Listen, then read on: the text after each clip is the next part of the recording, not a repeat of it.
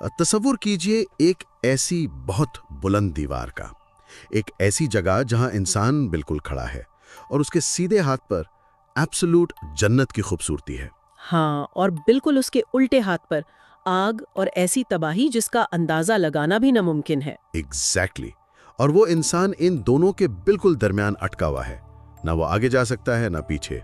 ये वाकई एक रोंगटे खड़े कर देने वाला मंजर है। है ना? क्योंकि जिंदगी भर उसने जो भी कुछ किया, उसकी नेकियां और उसके गुनाह आखिरत के तराजू में तौलते वक्त बिल्कुल बराबर हो चुके, 100%, एक ज्यादा ना एक कम। बिल्कुल बराबर। सोचिए उस शख्स की धड़कनें किस कदर रुकी हुई होंगी और उसके जहन में किस कदर कश्मकश चल रही होगी उस लम्हे में। सही बात है। और सबसे हैरानकुन बात यह है कि आज के इस तफसीली जायजे में हम जिस सोर्स का मुताला कर रहे हैं, यानी कुरान की 7वीं सूरा, उस सूरा का नाम बिल्कुल इसी दीवार के नाम पर रखा गया है, सूरा अल आराफ। अच्छा। हाँ, अरबी जबान में आराफ उस बुलंद मकाम या चोटी को कहते हैं जहाँ से सब कुछ वाज़ेह नजर आता हो। और इस सूरा का बुनियादी मकसद ही यही है कि इंसान को उस आखिरी मंजर तक पहुंचाने से पहले उसकी तारीख और उसकी फितरत का पूरा आईना दिखा दिया जाए। ठीक है, आइए इसे खोल कर देखते हैं, क्योंकि अक्सर जब हम किसी अजीम तारीखी आर्काइव का जिक्र सुनते हैं तो जहन में सिर्फ पुरानी किताबें और मिट्टी में सनी हुई इमारतें आती हैं। बिल्कुल, लोगों को लगता है बस हिस्ट्री का लेसन होगा। हाँ, लेकिन सूरा अल आराफ कोई मुर्दा तारीख का दस्तावेज नहीं है। ये मक्की सूरा है जिसमें 206 आयतें हैं और इसका बुनियादी मकसद सिर्फ किस्से कहानियां सुनाना नहीं है जी। इसका मकसद बहुत गहरा है। मतलब अल्लाह की वहदानियत को समझना, रसूलों की आमद के मकसद को जानना और आखिरत के उस दिन का एहसास दिलाना जहां हर छोटी बड़ी चीज का हिसाब होगा। और सबसे बढ़कर गुजरी हुई कौमों के अंजाम से वो असबाब निकालना जो आज के इस जदीद दौर में भी बिल्कुल फिट बैठते हैं। वाकई। और इस सफर की शुरुआत में ही, मतलब आयत नंबर 1 और 2 में एक बहुत ही वाज़ेह और अहम पैगाम दे दिया गया है। एक नसीहत फराहम की गई है कि इस किताब के पढ़ने से दिल में कोई तंगी ना हो। दिल में तंगी? ये थोड़ा अजीब नहीं लगता सुनने में? असल में ये लफ्ज तंगी बहुत अहम है।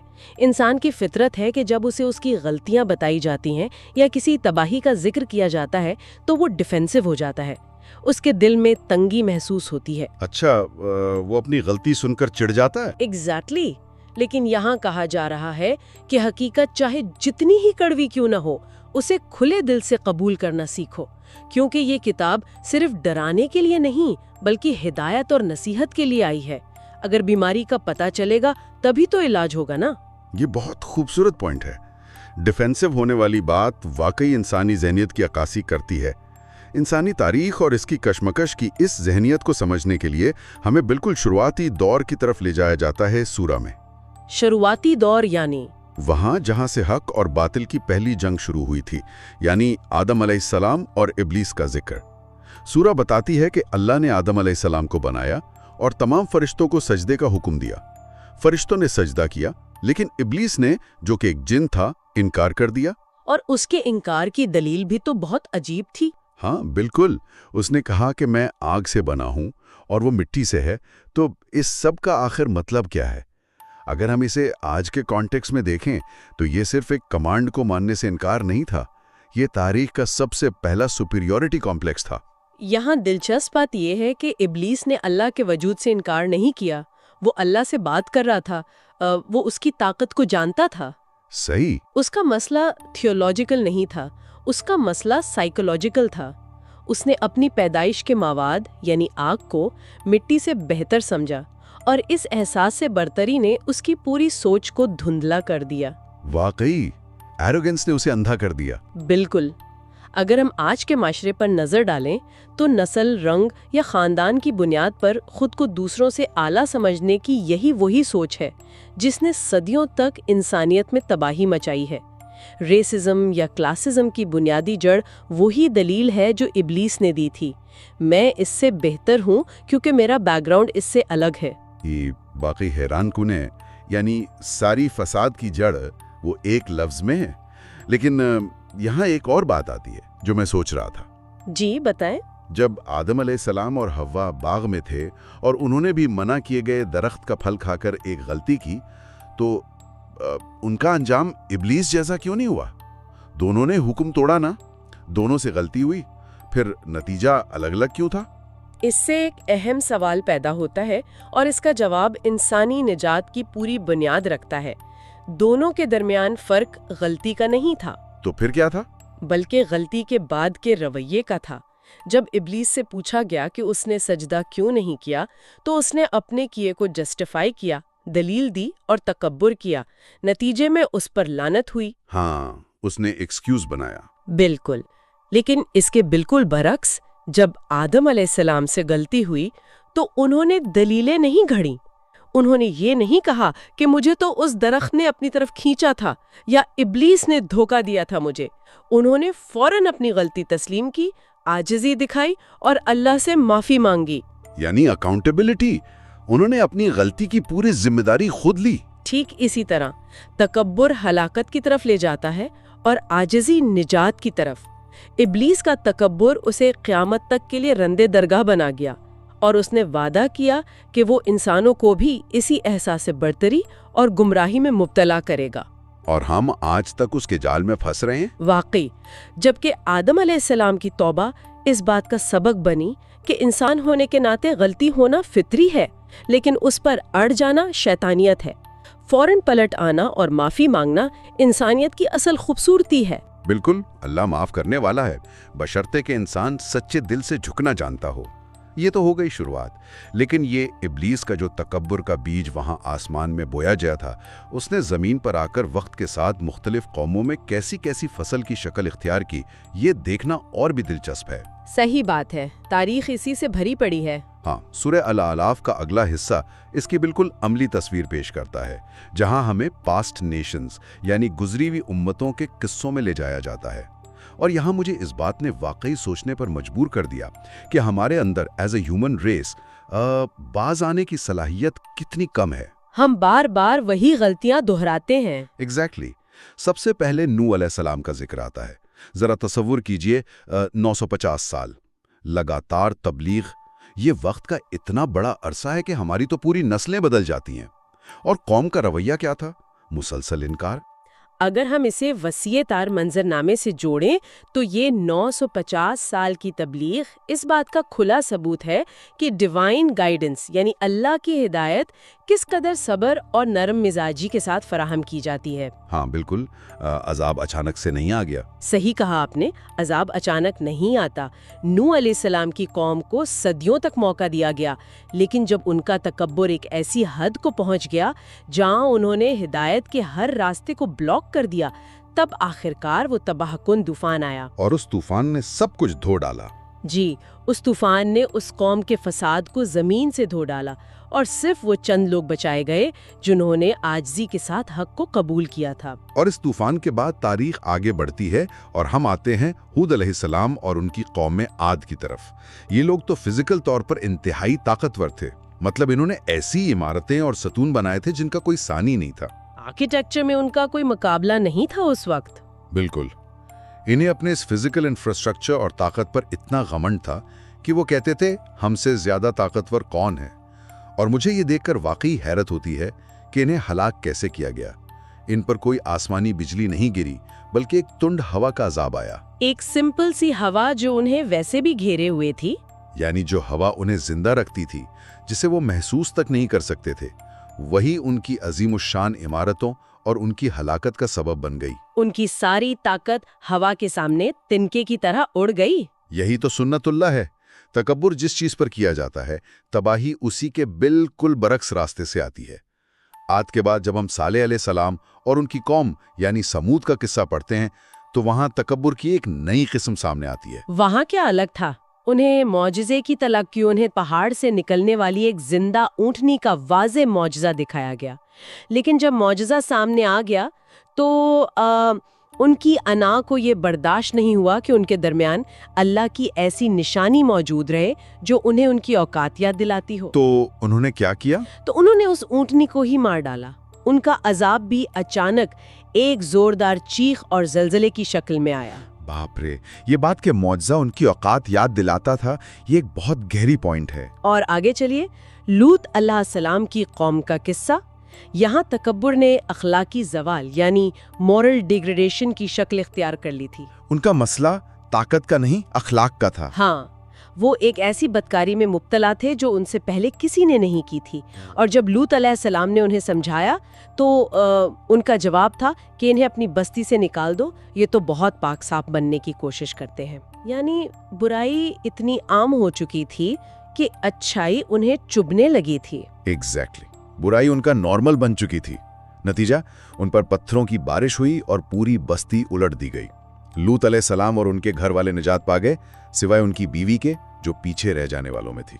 یہاں دلچسپ بات یہ ہے کہ ہر قوم کا تکبر مختلف رنگ میں سامنے آیا۔ عاد کی طاقت، سمود کی جھٹائی، لوط کی قوم کا اخلاقی فساد، اور اس کے فوراً بعد شعیب علیہ السلام اور مدین والوں کا قصہ آتا ہے جو اپنے وقت کا سب سے اہم معاشیاتی فساد تھا۔ یہاں آ کے بات واقعی بہت دلچسپ ہو جاتی ہے، اور سچ کہوں تو مدین والوں کا حصہ مجھے بہت ماڈرن لگتا ہے۔ ان کا جرم ناپ تول میں کمی کرنا تھا۔ ہاں، فائنینشل کرپشن، بالکل۔ یہ لوگ ہائی وے رابری کے ساتھ ساتھ بازاروں میں ویٹس اور میجرز کے ساتھ فراڈ کرتے تھے۔ ایک طرح سے یہ وائٹ کالر کرائم کی شروعاتی شکل تھی۔ یہ اکانومی کو مینیپولیٹ کرتے تھے تاکہ امیر اور امیر ہو جائیں اور غریب کا استحصال ہو۔ اور اسی وجہ سے ان کا انجام بھی ان کے جرم سے میچ کرتا تھا۔ صحیح کہہ رہی ہیں آپ۔ اگر ان تمام واقعات پر غور کیا جائے تو عذاب صرف رینڈملی نہیں آئے تھے۔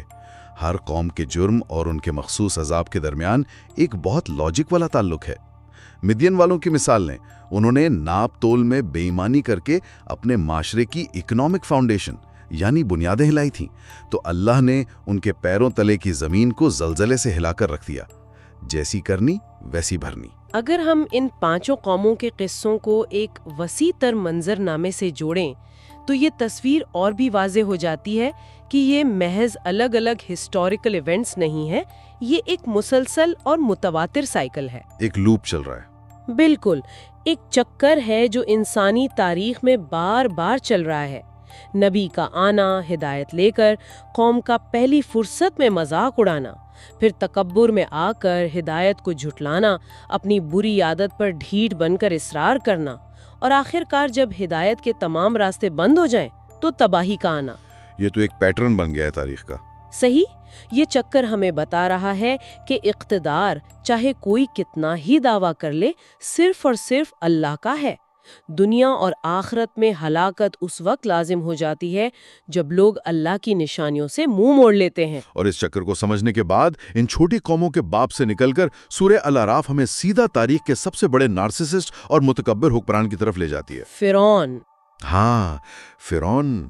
یہاں حق اور باطل کا سب سے تفصیلی اور واضح ٹکراؤ نظر آتا ہے۔ موسیٰ علیہ السلام اور فرعون کا آمنا سامنا۔ موسیٰ علیہ السلام بالکل عاجزی اور اللہ کی نشانیوں کے ساتھ فرعون کے دربار میں پہنچتے ہیں، اور فرعون کا تکبر دیکھیے، اس کا انفیریورٹی کمپلیکس اور سپیریورٹی کمپلیکس اتنا الجھا ہوا تھا کہ وہ موسیٰ علیہ السلام سے کہتا ہے، کیا تو اپنے اللہ کے سوا کوئی دوسرا الہ بنا رہا ہے؟ وہ خود کو زمین کا سب سے بڑا خدا سمجھتا تھا۔ بالکل، اور اسے ڈر تھا کہ موسیٰ علیہ السلام کی آمد سے اس کا پولیٹیکل اور ریلیجس مونوپلی ٹوٹ جائے گا۔ اور اسی مونوپلی کو بچانے کے لیے فرعون ایک سائیکولوجیکل کھیل کھیلے گا۔ وہ پورے ملک سے سب سے ماہر جادوگروں کو اکٹھا کرتا ہے۔ اس کا مقصد موسیٰ علیہ السلام کو پبلکلی ذلیل کرنا تھا۔ ایک شو آف پاور کرنا چاہتا تھا وہ۔ ایگزیکٹلی، وہ جادوگر آتے ہیں، وہ مزید پیسوں اور انعامات کی ڈیمانڈ کرتے ہیں جو فرعون خوشی سے قبول کرتا ہے، لیکن مقابلے کے میدان میں نتیجہ فرعون کی توقع کے بالکل برعکس نکلتا ہے۔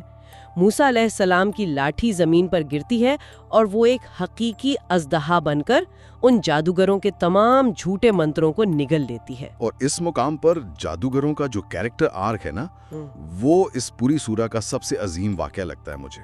ایک لمحے کے لیے اسے ذہن میں لائیں، یہ جادوگر جو چند منٹ پہلے تک فرعون کے کرائے کے ٹٹو تھے، جو اس کے دربار میں آگے پیچھے گھوم رہے تھے پیسوں کے لیے۔ ہاں بالکل، لالچی تھے اس وقت۔ بالکل، لیکن جیسے ہی ان کے سامنے حق واضح ہوا کہ یہ لاٹھی کوئی ٹرک نہیں بلکہ ریالٹی ہے، لاز آف فزکس بریک ہو چکے ہیں اور یہ کسی عام انسان کا کام نہیں، ان کا رویہ کمپلیٹلی بدل جاتا ہے۔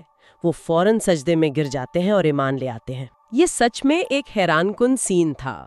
اور جب فرعون انہیں دھمکی دیتا ہے کہ میں تمہارے الٹے ہاتھ اور سیدھے پاؤں کاٹ دوں گا اور تمہیں سولی چڑھا دوں گا، تو ان جادوگروں کا جواب تھا، ہمیں تو ویسے بھی اپنے رب کی طرف لوٹ کر جانا ہے۔ ایک اچانک آنے والا حق کا احساس انہیں انسٹنٹ مارٹرز یعنی جان قربان کرنے کو تیار کر دیتا ہے۔ یہ ٹرننگ پوائنٹ، موت کو آنکھوں میں دیکھ کر مسکرا دینا، یہ ایمان کی طاقت کی اس سے بڑی اور زندہ مثال مجھے اور کہیں نظر نہیں آتی۔ اس سے ایک اہم سوال پیدا ہوتا ہے جو خالص انسانی نفسیات کے بارے میں ہے۔ جادوگر جن کا پیشہ ہی ایلیوژن تھا، وہ حقیقت دیکھتے ہی سمجھ گئے اور انہوں نے سر جھکا دیا، لیکن فرعون باز کیوں نہیں آیا؟ ہاں، وہ کیوں نہیں رکا؟ اس کے بعد اللہ نے فرعون اور اس کی قوم پر مسلسل عذاب بھیجے، کبھی پورے ملک میں طوفان، کبھی فصلوں پر تدیاں، کبھی جوئیں، پورے شہر میں مینڈک ہی مینڈک، اور پینے کا پانی خون بن جانا۔ مجھے بتائیں، جب کسی کو اپنا پانی خون بنتا نظر آئے تو وہ رک کیوں نہیں جاتا؟ ہاں بالکل، یہی چیز تو حیران کرتی ہے۔ وہ اندھا تھا کیا؟ وہ اندھا نہیں تھا، اس کا ایگو اندھا ہو چکا تھا۔ فرعون ہر بار گھبرا کر موسیٰ علیہ السلام سے وعدہ کرتا کہ عذاب ہٹوا دو تو میں ایمان لے آؤں گا، لیکن عذاب جاتے ہی وہ پھر مکر جاتا۔ کتنی بار اس نے وعدہ خلافی کی؟ بالکل، یہ اس بات کو ظاہر کرتا ہے کہ جب کسی شخص کے دل اور دماغ پر تکبر اور انا کا پردہ برسوں تک جم جائے تو اس کے اندر سے رائٹ اور رانگ کو پروسیس کرنے کی صلاحیت ہی ختم ہو جاتی ہے۔ اگر وہ موسیٰ علیہ السلام کی بات مان لیتا تو اس کا پورا سٹرکچر، اس کی خدائی کا دعویٰ، اس کی سیاست سب زیرو ہو جاتا۔ اسے یہ سچائی قبول کرنے سے زیادہ آسان اپنا جھوٹ لگتا تھا۔ یعنی کھلی حقیقت، یہاں تک کہ خود اپنی آنکھوں سے دیکھی ہوئی تباہی بھی اسے ہدایت نہ دے سکی۔ صحیح بات ہے۔ اور آخرکار اس گھمنڈ کا نتیجہ وہی نکلا جو ایسی ہر انا کا نکلتا ہے۔ رات کے وقت موسیٰ علیہ السلام بنی اسرائیل کو لے کر شہر سے نکلتے ہیں۔ فرعون کی انا اسے چین سے نہیں بیٹھنے دیتی۔ وہ اپنی پوری ملٹری مائٹ اپنے رتھوں اور لشکر کے ساتھ ان کا پیچھا کرتا ہے، اور پھر سمندر پر وہ ایپک منظر آتا ہے جب سمندر پھٹتا ہے۔ بالکل، سمندر کا پھٹنا، راستہ بننا، ایمان والوں کا آرام سے گزر جانا۔ اور فرعون کا گھمنڈ اتنا زیادہ تھا کہ اس نے سمندر کو فتح کرنے کی کوشش کی۔ نتیجہ، اسی سمندر نے لپک کر فرعون اور اس کے لشکر کو ہمیشہ کے لیے نگل لیا۔ ظلم کرنے والوں کا نتیجہ تباہی کے سوا اور کچھ نہیں۔ ایک بار پھر تکبر اپنے ہی بوجھ تلے غرق ہو گیا۔ یہ دنیا کی زندگی تھی، یہ حکمرانی، دھاریں، ملٹری اور دعوے سب اس زمین کی وقتی چیزیں تھیں۔ لیکن سورہ الاعراف کا آخری اور سب سے اہم حصہ ہمیں واپس اس مقام کی طرف لے جاتا ہے جس کا ذکر ہم نے شروع میں کیا تھا، اعراف۔ ہاں، وہ بلند دیوار۔ جی، دنیا میں کیے گئے تمام اعمال، چاہے وہ فرعون کا ساری عمر کا عظیم تکبر ہو یا ان جادوگروں کا چند لمحوں کا پختہ ایمان، آخر میں آخرت کے ایک مقام پر جا کر تولتے ہیں۔ اور یہ منظر اتنا واضح اور سینیمیٹک ہے کہ پڑھنے والے کی سانسیں تھم جاتی ہیں۔ ٹھیک ہے، آئیے اسے کھول کر دیکھتے ہیں اب واپس۔ اس بلند دیوار، اس آراف کی طرف آتے ہیں جو جنت اور دوزخ کے بالکل درمیان کھڑی ہے۔ وہاں وہ لوگ ہیں جن کے اعمال ترازو میں کمپلیٹلی برابر ہیں۔ یہ منظر کشی کسی عظیم تجربے سے کم نہیں۔ جب وہ وہاں سے آس پاس دیکھتے ہیں، بالکل، جب وہ رائٹ دیکھتے ہیں جنت کو تو وہاں آرام ہے، سکون ہے، اور جب وہ لیفٹ دیکھتے ہیں جہنم کو تو وہاں ایسی آگ ہے جس میں وہی گزشتہ قوموں کے لوگ فرعون جیسے متکبر اور مذاق اڑانے والے جل رہے ہیں۔ ایک ایسی جگہ جہاں انسان دونوں طرف کا انجام اپنی آنکھوں کے سامنے دیکھ رہا ہو۔ تصور کریں ذرا، ایک انتہائی خوفناک اور امید بھرا دونوں منظر ایک ساتھ۔ ہاں، یہ تصور آج کے دور میں ہمیں یہ سکھاتا ہے کہ وقت رہتے ہر چھوٹا عمل، چاہے کسی کو راستے سے ہٹایا گیا پتھر ہو یا کسی کے دل میں ڈالی گئی خوشی، اور اسی طرح ہر چھوٹی برائی، کسی کی غیبت یا جھوٹا وعدہ کتنا قیمتی ہو سکتا ہے۔ وہ ایک عمل اس ترازو کو کسی بھی طرف جھکا سکتا ہے۔ اور اس بلند دیوار سے جو گفتگو بیان کی گئی ہے اسے سمجھنا بہت سبق آموز ہے۔ اعراف پر کھڑے لوگ پہلے جنتیوں کو سلام کریں گے اور تمنا کریں گے کہ وہ ان کے ساتھ شامل ہو جائیں. پھر ان کی نظر جب دوزخیوں پر پڑے گی، جن میں وہ بڑے بڑے ورلڈ لیڈرز، متکبر لوگ شامل ہوں گے جن کی لوگ دنیا میں پوجا کرتے تھے، تو وہ ان دوزخیوں سے مخاطب ہو کر کہیں گے، آج تمہاری جماعت اور تمہارے گروپ اور پیسوں نے تمہیں کوئی فائدہ نہیں دیا. کیا بات ہے، وہاں کوئی سفارش نہیں چلے گی؟ بالکل نہیں. اس منظر میں جنتی لوگ بھی اللہ کی تعریف کر رہے ہوں گے کہ اس نے اپنا وعدہ سچا کر دکھایا، اور دوزخی بلا کر اس پچھتاوے میں ہوں گے کہ کاش انہوں نے دنیا میں غفلت سے باہر آ کر حق کی بات سن لی ہوتی. دوزخی جنتیوں سے تھوڑا سا پانی یا رزق مانگیں گے، لیکن انہیں جواب ملے گا کہ یہ ان کے لیے حرام کر دیا گیا ہے. یعنی یہ پوائنٹ ہمیں سمجھنا چاہیے کہ دنیا میں ہم جو اپنے سرکلز بناتے ہیں، نیٹ ورکنگ کرتے ہیں، پاورفل لوگوں کے پیچھے بھاگتے ہیں یا اپنی پارٹیز پر فخر کرتے ہیں، آخرت کی دیوار پر جا کر یہ سب فرضی طاقتیں بالکل بیکار ثابت ہوں گی. کوئی ڈسکاؤنٹ نہیں ملنے والا. ایگزیکٹلی. آپ کا باس، آپ کا پولیٹیکل لیڈر یا آپ کی سوسائٹی کا سٹیٹس وہاں کوئی ڈسکاؤنٹ نہیں دلوائے گا. اصل چیز صرف اور صرف انسان کے اپنے انفرادی اعمال ہوں گے. دنیا کی زندگی محض ایک بہت بڑا امتحان ہے جسے ہم اکثر ریالٹی سمجھ بیٹھتے ہیں. اس آخرت کے منظر کو ذہن میں رکھ کر اپنے اعمال کی لگاتار فکر کرنا انتہائی ضروری ہے. یہی وجہ ہے کہ سورہ الاعراف کی آیت نمبر 55 اور 56 ایک عملی روڈ میپ پیش کرتی ہیں، جسے ہم اس پوری تاریخ اور ان مناظر کا عملی حل کہہ سکتے ہیں. اور وہ روڈ میپ کیا ہے؟ اللہ کا حکم ہے کہ اپنے رب کو عاجزی کے ساتھ اور چھپکے سے پکارو. خاموشی اور عاجزی میں جو طاقت ہے وہ شور و غلابہ میں نہیں. زمین میں اس کی اصلاح کے بعد فساد برپا نہ کرو. یعنی اللہ نے فطرت کو بیلنس رکھا ہے، اسے اپنے لالچ کے لیے مت بگاڑو. یہ انوائرنمنٹل اور سوشل دونوں طرح کے فساد کی طرف اشارہ ہے. بالکل صحیح پکڑا آپ نے. اور اسے خوف اور امید دونوں حالتوں میں پکارو. انسان کو اوور کانفیڈنٹ بھی نہیں ہونا چاہیے کہ میں تو سیدھا جنت میں جاؤں گا، اور اتنا نا امید بھی نہیں ہونا چاہیے کہ معافی مل ہی نہیں سکتی. اور پھر تسلی یہ دی گئی ہے کہ بے شک اللہ کی رحمت نیک اعمال کرنے والوں کے بالکل قریب ہے. اگر ان تمام ڈسکشنز کو ہم جمع کریں اور سننے والوں کے سامنے ایک نچوڑ پیش کریں تو 5 بنیادی اسباق اس پورے جائزے سے واضح ہوتے ہیں. پہلا، اللہ کی وحدانیت کا اقرار اور کسی کو اس کا شریک ٹھہرانے سے بچنا، کیونکہ ایبسولوٹ اتھارٹی صرف اسی کی ہے. صحیح. دوسرا، رسولوں کی مکمل اطاعت اور ان کی ہدایت کو بغیر کسی شک کے ماننا، کیونکہ انکار کا انجام ہم قوم نوح اور قوم عاد میں دیکھ چکے ہیں ابھی. بالکل. تیسرا، اور میرے خیال سے سب سے پریکٹیکل لیسن، تکبر اور انا سے گریز کرنا. ابلیس کی طرح اپنے بیک گراؤنڈ یا پیسے کی بنیاد پر خود کو بہتر نہیں سمجھنا. چوتھا، اگر غلطی ہو جائے جو کہ انسانی فطرت ہے تو ڈھیٹ بننے کے بجائے آدم علیہ السلام کی طرح فوراً عاجزی سے معافی مانگنا اور زمین پر فساد پھیلانے سے بچنا. اکاؤنٹیبلٹی بہت ضروری ہے. ہاں. اور پانچواں، سب سے گہرا سبق، قیامت کے دن اور خاص طور پر اس آراف کی دیوار کی تیاری کرنا جہاں دنیا کا ہر نقاب اتر جائے گا اور ترازو وزن تولے گا. الحمدللہ تمام تعریف اس رب کے لیے ہے جس کی قدرت واقعی بے مثال ہے، اور آخرکار ہم سب کو وہیں لوٹ کر جانا ہے. یہ اسباق محض ذہنی آشنائی کے لیے نہیں ہے، یہ ایک روڈ میپ ہے. سچ میں یہ واضح کرتے ہیں کہ انسانی تاریخ کی تباہیوں سے سبق سیکھ کر ہم آج اسی وقت اپنے انجام کی بہتری کے لیے کام کر سکتے ہیں. اور وہ رویہ جو ہمیں دنیا میں اختیار کرنا چاہیے وہ محض فرمانبرداری نہیں بلکہ ایک گہری سیلف اویئرنیس ہے. اس عظیم اور ڈیپ کانورسیشن سے باہر نکلتے ہوئے میں ایک تصور، ایک چھوٹی سی فکریہ ذہن میں چھوڑ جانا چاہتا ہوں. اگر آراف کی اس بلند دیوار پر ان لوگوں کو روکا جائے گا جن کے نیک اور برے اعمال کا ترازو بالکل کمپلیٹلی برابر ہے، ایک ایٹم کے برابر بھی آگے پیچھے نہیں، تو سوچئے کیا آج کسی محفل میں یا تنہائی میں چھپکے سے کیا گیا ایک چھوٹا سا تکبر، کسی کو چھوٹا سمجھنے کی ایک معمولی سی سوچ، کیا وہ وزن بن سکتا ہے جو کسی انسان کو آخرت میں تباہی کی طرف گرا دے؟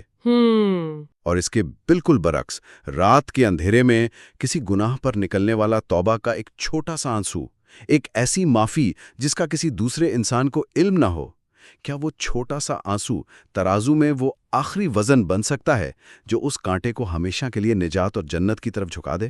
یہ آئینہ صرف ان گزری ہوئی قوموں کی تاریخ کا نہیں ہے، یہ آئینہ ہمارے روزمرہ کے چھوٹے چھوٹے اعمال اور ہمارے آج کا بھی ہے۔ اس ترازو کا وزن آپ کے کسی ایسے عمل سے بدل سکتا ہے جسے شاید آپ بہت معمولی سمجھتے ہوں۔ غور ضرور کیجیے گا۔